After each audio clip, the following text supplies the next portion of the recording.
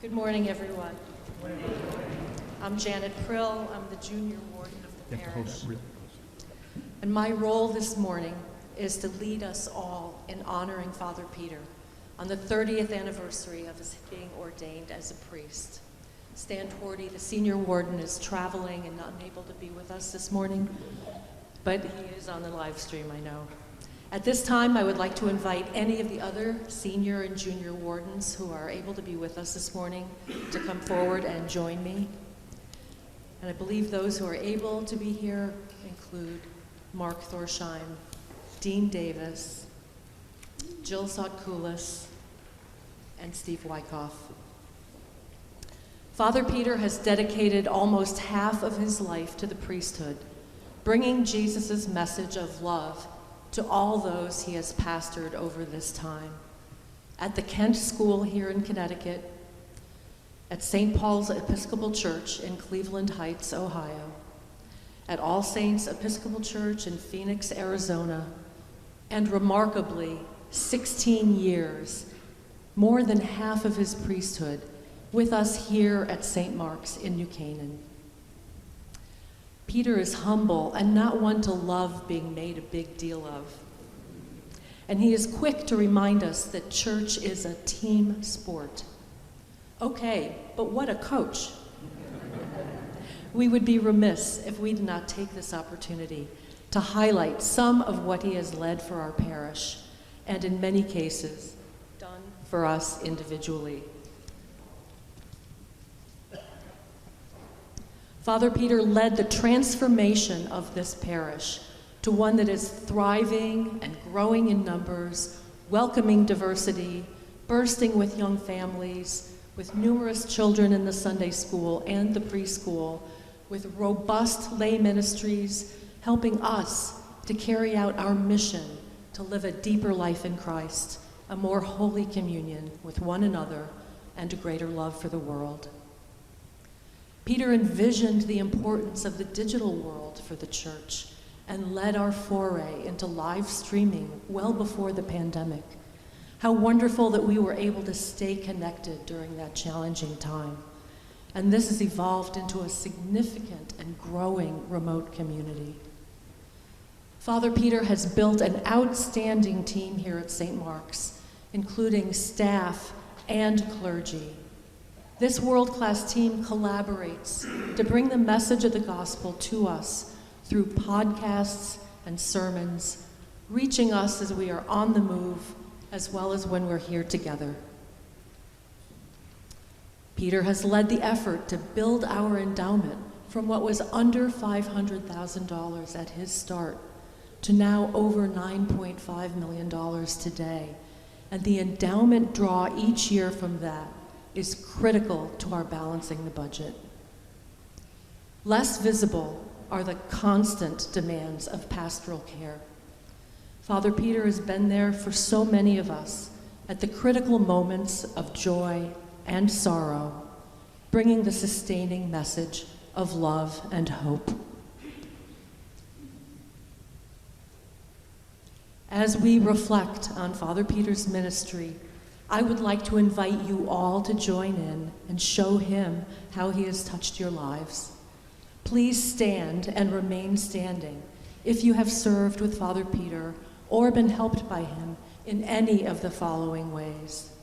If you have served on the vestry during his tenure here, please stand. If you have served on any guild or committee or liturgical team, such as the choir, please stand. If you've gone on a pilgrimage with Father Peter, such as one of the 3 pilgrimages to the Holy Land, the Camino de Santiago, St. Francis of Assisi, or the recent Civil Rights 101 pilgrimage, or are planning on being part of the Sacred Sounds pilgrimage in France in February.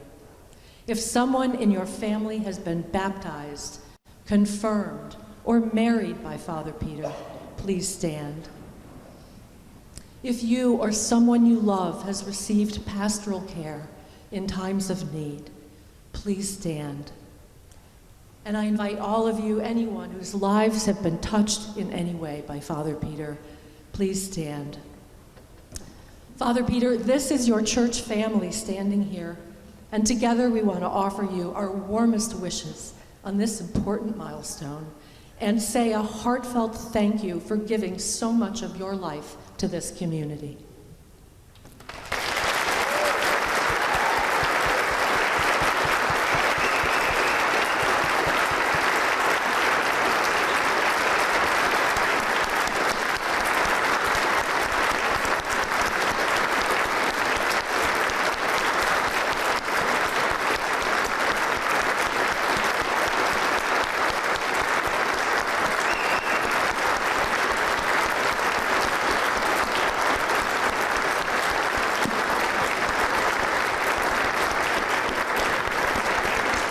Thank you. Thank you. If you please sit. And please, Jill, why don't you stay? I'd like you guys to stay. So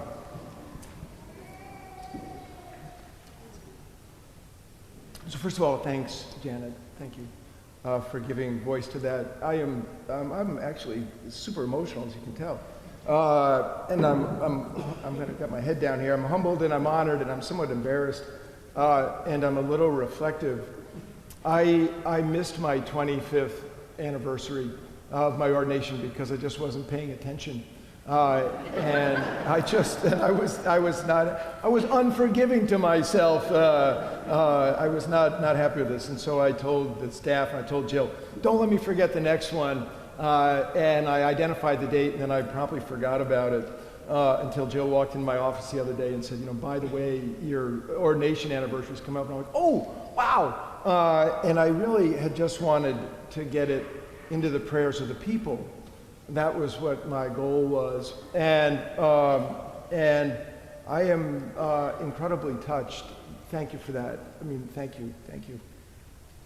And yesterday, my family came home. I just couldn't believe it.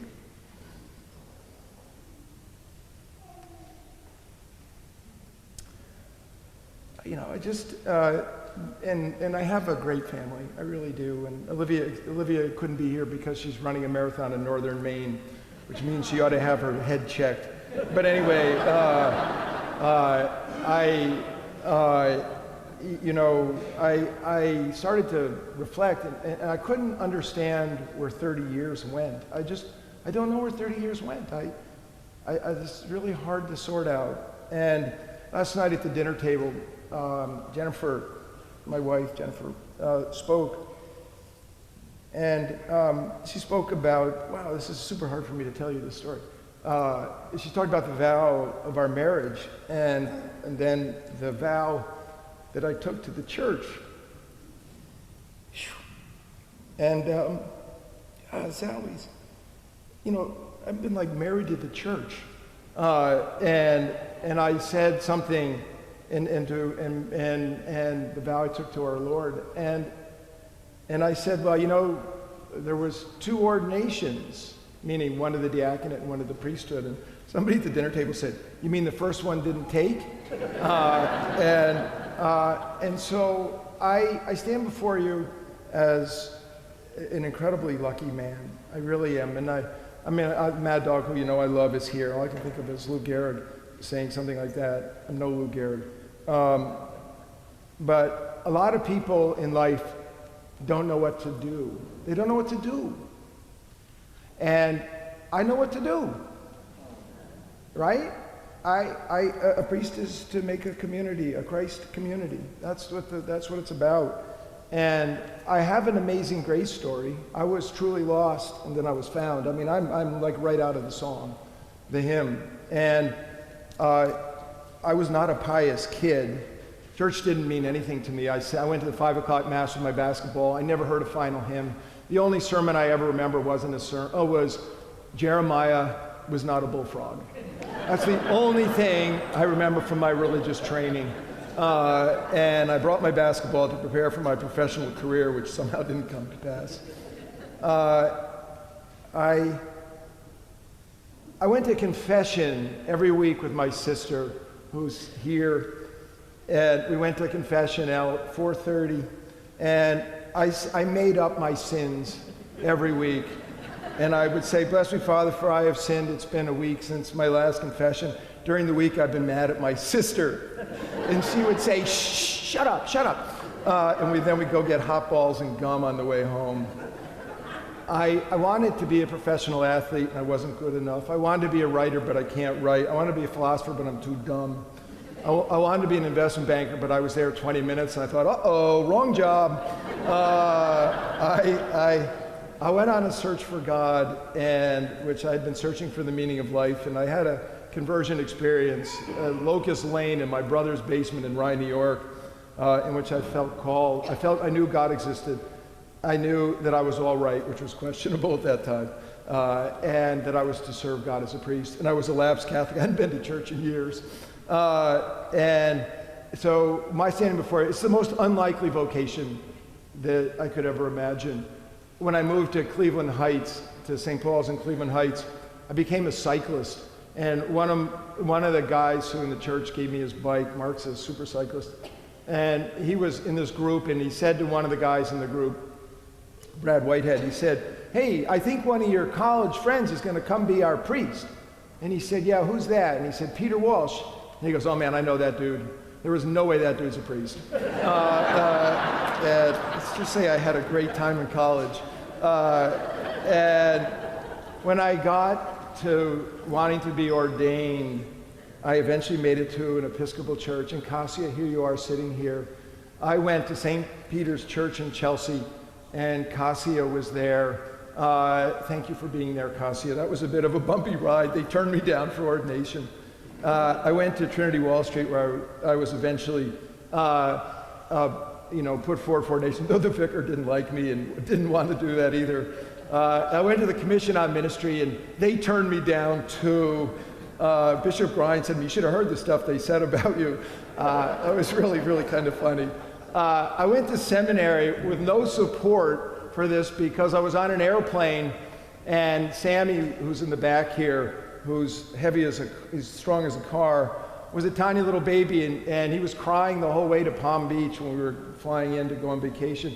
And I held him out in front of me because Jennifer Fonda gave him to me on this terrible flight where he cried the whole time. And I said, what am I supposed to do now? And I got a locution that said, go to seminary. I wasn't talking about with my life. I was, what are we going to do with Sam?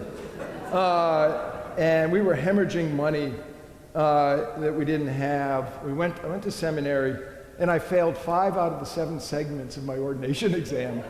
Ann Richards said it was shocking how little I knew about the Bible. Bishop Grine was the new bishop of New York, and I went to see him. The parish I was in didn't like him. I was expecting to see raw meat hanging from his ceiling.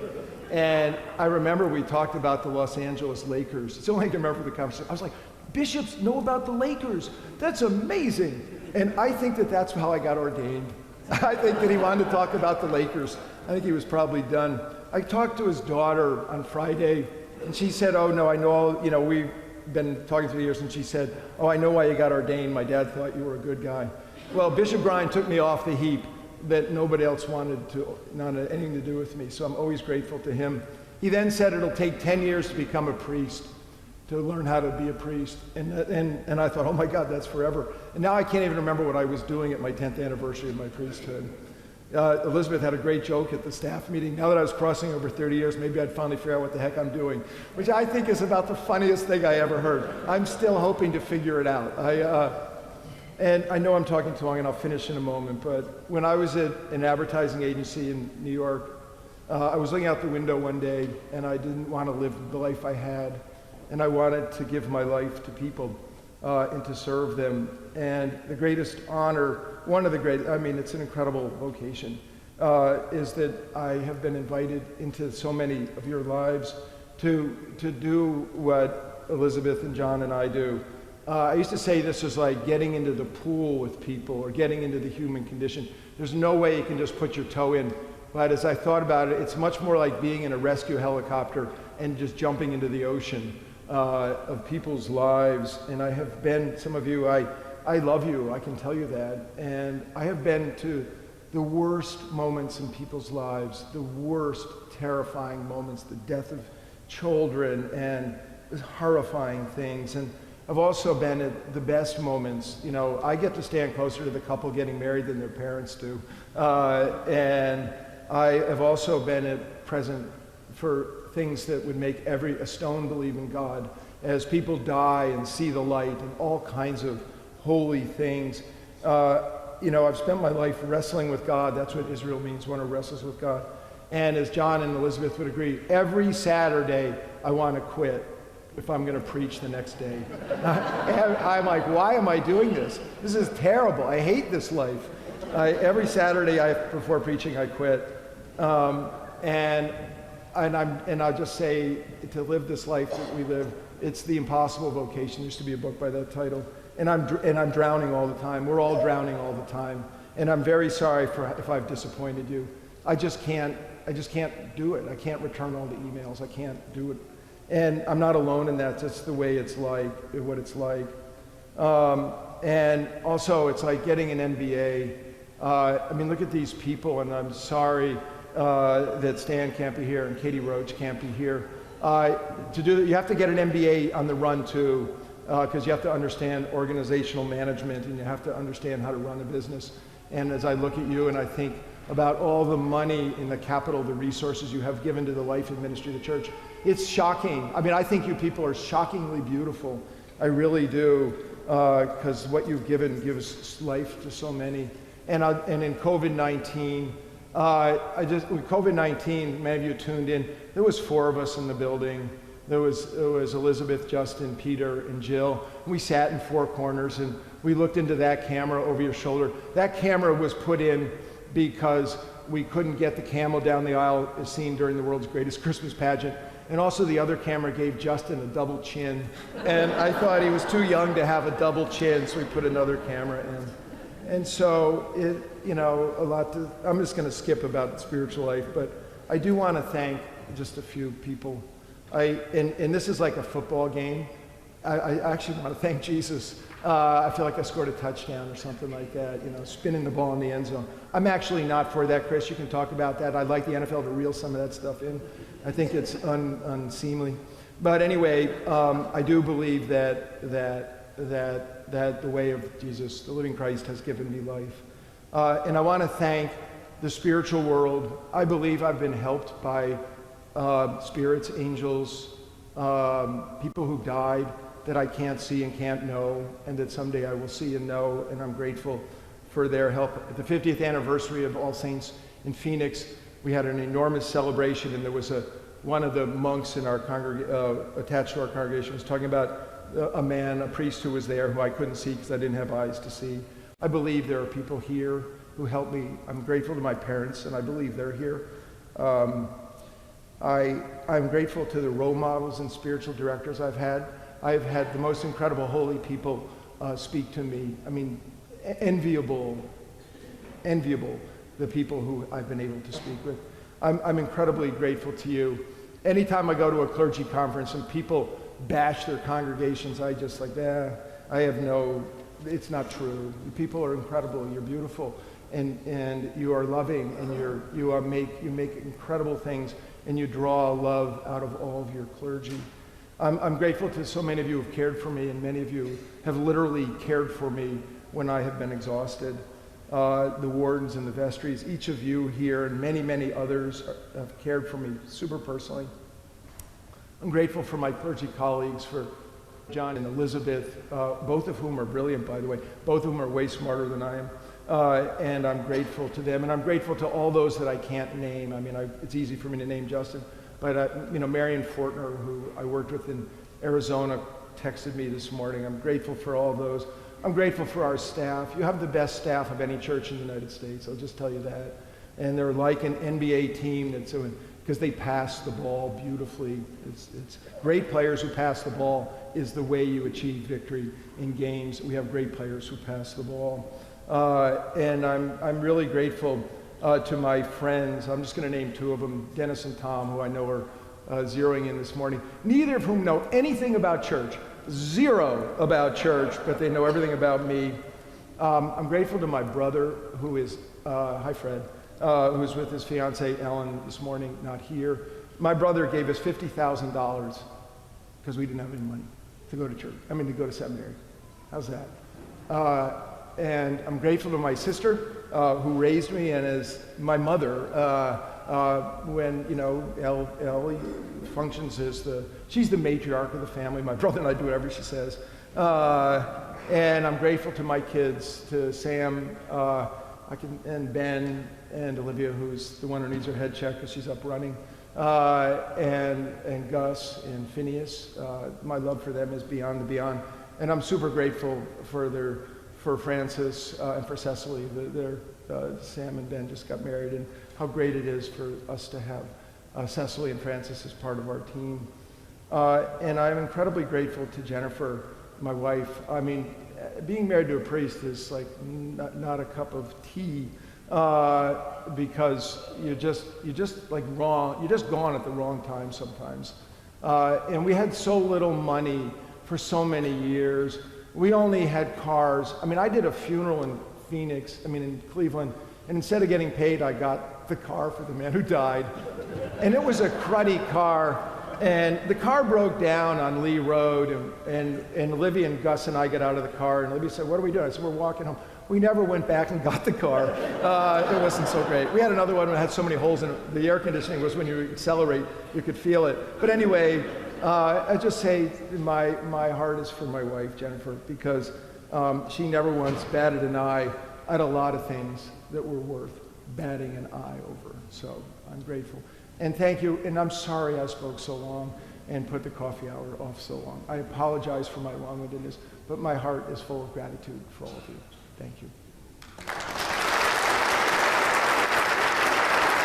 you. Now, go away so people will just